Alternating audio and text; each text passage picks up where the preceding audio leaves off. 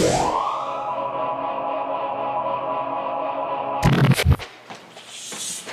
now we're going to work on the hurricane kick. Another name for this is the cheat 720. You're jumping off one leg. Stepping over, turning my hip, getting my shoulders around to full facing. From here, I jump straight up. Very, very important. Some people will jump into it like that. You're losing height that way.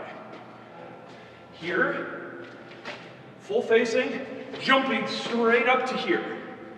Now, the more and more you do this, the more you feel comfortable and you're getting more height where you can throw a kick out.